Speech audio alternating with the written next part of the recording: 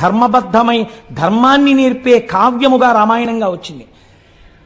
ధర్మమే రాశీభూతమైనటువంటి భగవానుడు రామో విగ్రహవాన్ ధర్మగా రాముడిగా వచ్చాడు.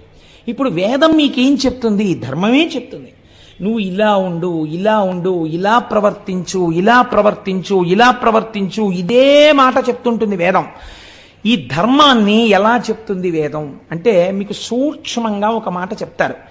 పెద్దలు ఏమంటారంటే, అంటే ఇప్పుడంటే లోకంలో కొంచెం ఆ మాటలు లుప్తమైపోతున్నాయి. పూర్వకాలంలో పెద్దలు ఎవరి దగ్గరికైనా మనం వెడితే, నాయన నీ ఇష్టాపూర్తములు జరుగుచున్నవా అని అడిగేవారు. ఇది సాధారణంగా గురువులు శిష్యుడు ఒక నెల 2 నెలల్లో కనపడితే గురువు శిష్యుడిని అడుగుతాడు, ఏమయ్యా నీ ఇష్టాపూర్తములు నడుస్తున్నాయా అని అడుగుతాడు. ఇష్టాపూర్తములు నడుస్తున్నాయా అంటే ఏమిటండి అంటాం మనం. ఇష్టాపూర్తములు అంటే ఏమిటో తెలుసా అండి?